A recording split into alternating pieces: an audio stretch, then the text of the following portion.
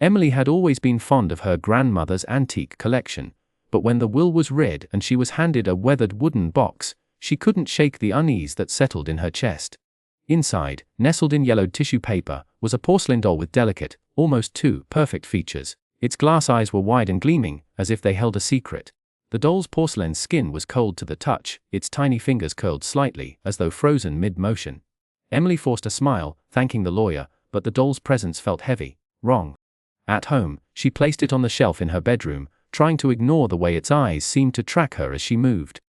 That night, as she turned off the light, she could have sworn the doll's head had been tilted downward when she left the room. But when she flicked the switch back on, it was staring straight ahead, its painted lips curled into a faint, knowing smile. Over the next few days, Emily noticed small changes, the doll's arms shifting slightly, its posture straighter, as if it were sitting up to watch her. She told herself it was her imagination, but the gnawing dread in her stomach grew. Once, she left it on the dresser, only to find it perched on the edge of her desk hours later, its tiny shoes dangling just above the floor. Her roommate Claire laughed it off. "You're just stressed," she said, rolling her eyes. "It's a doll, Em. It's not alive." But Emily couldn't shake the feeling that something was terribly, horribly wrong. The doll's glassy eyes followed her everywhere, and in the quiet moments, she could almost hear the faintest whisper. A breath against her ear, a child's voice murmuring words she couldn't quite make out. The whispers started on the third night after Emily brought the doll home. At first, they were so faint she wondered if she'd imagined them. A breathy, garbled murmur just beyond her hearing. But as the nights wore on, the sounds grew clearer, slipping through the cracks in the silence like smoke. Childlike laughter, barely audible, would ripple through the darkness, sending chills down her spine. She'd lie frozen in bed, straining to listen, her heartbeat loud in her ears. The laughter always seemed to come from the corner of the room where the doll sat, perched on the antique chair her grandmother had loved. Even more unsettling were the doll's eyes. Glassy and lifelike, they gleamed in the dim light, their gaze fixed on Emily no matter where she moved. She'd turn away, only to glance back and find those hollow pupils trained on her again. Once, she swore she saw its porcelain fingers twitch, curling ever so slightly against the armrest. But when she blinked it was motionless, just a doll, just an object. Claire, ever the pragmatist, rolled her eyes when Emily mentioned it. "You're just stressed," she said, stirring her coffee. "It's been a weird month with your grandma's funeral and all. Maybe you're projecting." But Emily couldn't shake the feeling that something was wrong. The air in her room grew heavier at night, thick with the scent of old perfume. Her grandmother's scent. And then there were the whispers, always just on the edge of comprehension. As if someone were pleading with her in a language she couldn't quite understand. One night, she woke to the sound of shuffling fabric. The doll was no longer on the chair. Her breath caught as she scanned the room, her pulse roaring in her ears. Then she saw it, perched on the dresser, facing her bed, its head tilted slightly, as if studying her in the dark.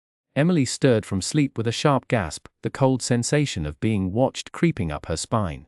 The room was dark, save for the faint glow of the streetlight filtering through the curtains. Heart racing, she slowly sat up, rubbing her eyes, only to freeze. There at the foot of her bed, sat the doll. Its porcelain face was turned toward her, those glassy eyes glinting in the dim light. It hadn't been there when she went to sleep. She'd left it on the vanity across the room, propped between her perfume bottles. A whimper escaped her lips as she fumbled for the lamp. The click of the switch was unnaturally loud in the silence. Light flooded the room, and the doll was back on the vanity, exactly where it should be. But its posture was different. The hands, once neatly folded in its lap, were now outstretched, as if reaching for her. "Claire!" Emily's voice was shrill with panic. Her roommate burst in, still half asleep, hair mussed. "It moved again," Emily whispered, pointing at the doll. "It was on my bed, I saw it." Claire rolled her eyes, crossing her arms. You're exhausted, it's just a doll." But as she turned to leave, the doll's head twitched. A slow, deliberate tilt to the side. Claire's breath hitched. She spun back, eyes wide. "Did you see that?" Emily nodded, her throat tight. The air grew heavy, oppressive. The doll's gaze seemed to lock onto Claire, its painted smile now curling into something sinister. Claire staggered back, knocking into the doorframe. "Turn the light off," she stammered. Emily obeyed. Darkness swallowed the room. For a heartbeat, there was nothing. Then a soft rustle of fabric, a tiny shuffling step. The girl screamed, scrambling for the light. When the room brightened again, the doll sat perfectly still on the vanity. But its expression had changed. The smile was wider, hungrier, and this time it was facing the door. Emily sat hunched over her laptop, the glow of the screen casting eerie shadows across her exhausted face. She had spent hours digging through old newspaper archives and genealogy websites, determined to uncover the truth about the doll. Every keyword she typed made her stomach twist: vintage doll haunted, unexplained death. But she couldn't stop, not after what she'd seen. A lead finally surfaced in a decades-old local newspaper: child perishes in tragic household accident. The article was brief, the details vague, but the address matched her grandmother's house. A girl named Lillian Hartley, only 8 years old, had died under mysterious circumstances in 1953. The doll in Emily's room, porcelain skin, glassy blue eyes, a faded lace dress, was mentioned as one of Lillian's prized possessions. Emily's breath caught as she dug deeper.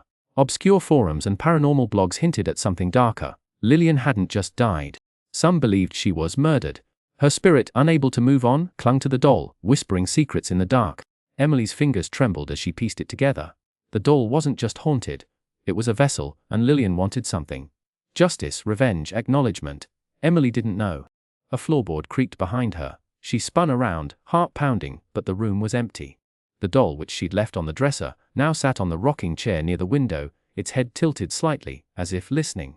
The air thickened, cold and heavy. Emily's phone buzzed. A message from Claire: "We need to talk. It's happening to me too."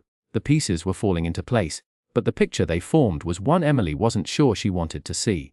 Claire's behavior grew more unsettling with each passing day. What had begun as dismissible quirks, standing too still, smiling at nothing, escalated into something far more disturbing. One night Emily woke to find Claire standing at the foot of her bed, bathed in moonlight. Her eyes, usually bright and alert, were glassy and distant. When she spoke, it wasn't Claire's voice that came out but the high, sing-song lilt of a child. "You have to help me," the voice whispered, sending chills down Emily's spine. The next morning, Claire had no memory of the incident. She brushed off Emily's concerns, blaming sleepwalking or stress, but the occurrences only worsened. During dinner, Claire's fork clattered to the table as her posture stiffened. Her head tilted unnaturally, and that eerie child's voice returned. "Beth, they hurt me," it said, tears welling in Claire's unblinking eyes. "You have to make them pay." Emily's heart raced as she realized the truth. The doll wasn't just moving on its own. It was using Claire as a conduit, forcing her to relay its demands. The spirit of the dead girl wasn't just trapped, she was angry. That night Emily found Claire in the bathroom, carving strange symbols into her arm with a razor, her face eerily calm. The voice spoke again, quieter this time: "Justice." Terrified but determined, Emily knew she had to act fast. The doll's influence was tightening its grip, and if she didn't uncover the truth behind the girl's death, Claire might be lost forever. The whispers grew louder, the movements more violent. The spirit's desperation was turning dangerous. Time was running out. Emily's hands trembled as she flipped through the brittle pages of her grandmother's diary, her heart pounding in her chest. The faded ink described a ritual, one meant to release a trapped spirit. According to the diary, the doll was a vessel, and the ghost of the little girl inside was desperate for justice. The ritual had to be performed at midnight, with a series of candles, a lock of hair, and a whispered incantation. Emily's stomach twisted with fear, but she knew she had no choice. Claire's hollow, childlike voice still echoed in her mind, the doll's words spilling from her lips: "She won't let me go." As the evening deepened, Emily gathered the supplies. The air in the house grew thick, the shadows stretching unnaturally long. The doll sat motionless on the dresser, its glassy eyes gleaming in the dim light. But the moment Emily lit the first candle, the doll's head jerked toward her with a sickening crack. The temperature plummeted.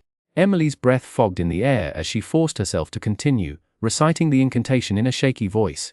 The doll's movements became frantic. It toppled from the dresser, its porcelain limbs scraping against the floor as it crawled toward her. Emily's voice rose, the words tumbling out faster. The doll lunged, its tiny hands clawing at her ankles. She kicked it away, her pulse roaring in her ears. Just as the clock began to chime midnight, she uttered the final word, and the doll let out a piercing shriek. A gust of wind tore through the room, extinguishing the candles. The doll trembled violently before shattering into countless pieces. For a moment silence settled over the house. Then, from the hallway, Claire groaned weakly, her voice her own again. Relief flooded Emily, until a faint giggle drifted down from the attic. Something else was waiting. The air in the room grew thick as Emily frantically recited the final words of the ritual, her voice trembling. The doll on the floor twitched violently, its porcelain face contorting into a grotesque snarl. The candlelight flickered wildly, casting long, shifting shadows across the walls. Just as the clock struck 12, a sharp crack echoed through the room. The doll shattered into countless pieces, its glass eyes rolling across the floor like marbles. A cold wind rushed through the room, extinguishing the candles and plunging them into darkness. Then, as suddenly as it began, the air stilled. Claire gasped and crumpled to the ground, her breath ragged but steady. Emily staggered to her side, relief flooding her as she realized her friend was unharmed. The nightmare was over. Hours later, as dawn's first light crept through the windows, Emily sat exhausted on the couch, too drained to process what had happened. The broken doll lay in a dustpan, ready to be discarded. But as she turned to leave, a faint creaking noise from above caught her attention. Her blood ran cold. Slowly she climbed the attic stairs, each step groaning under her weight. The dim light from her phone revealed something perched on a forgotten shelf, another doll, its porcelain skin flawless, its glass eyes wide and unblinking. As she stared, the faintest glint of light reflected in its pupils, as if something deep inside had just awakened.